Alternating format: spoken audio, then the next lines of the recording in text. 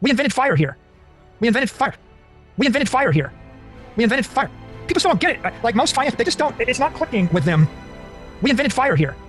We invented fire. Maybe the world would be a better place if the engineers ran the monetary system instead of the politicians ran the monetary system. You know, like how would you feel if you had a nuclear power plant and a politician showed up and started telling you how to set up the, the rods? This is an engineering breakthrough. Bitcoin is special because it's the first economic system that respects the laws of physics. Bitcoin represents the singularity where engineering finally impinges upon economics. We invented fire here. We invented fire.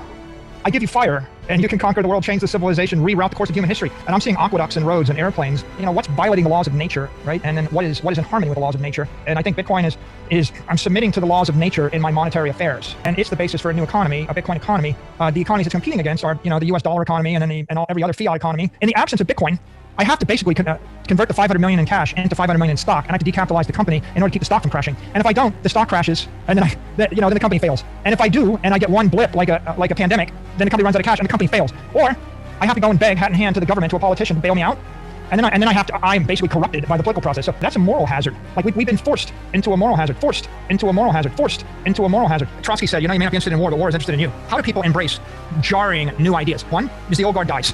The other way is a war. And when World War II, when there's a war and it's a life or death thing and you don't have a choice, you're either going to die or you've been forced to by circumstances, that's another point at which people embrace paradigm shift. When the war breaks out, you got to choose sides. And I thought about who I wanted to be aligned with, right?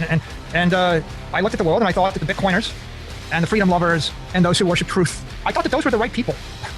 I know that the future is uncertain, and maybe God will come down with his freaking quantum computer ray gun and point it at the head of every miner and wreck them all. Maybe that'll happen, and maybe a meteorite will hit the earth, and maybe every government in the world will simultaneously declare Bitcoin is death sentence. Maybe that will happen. I get it. But on the other hand, I also got to get up and walk through the street, and you could fall down accidentally while you cross the street, and that might kill you too. And so that doesn't keep me cowering in bed every morning. So you got to take a risk. So the issue is not, is there a risk? The issue is it less risky to do this than do nothing? I guess first we started ignorant. Like first I was just ignorant.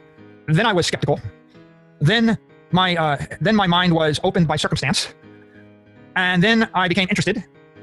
That led to being enamored. That led to more study, and eventually resulted in conviction. We're watching the world rewire itself, and it's picking up steam.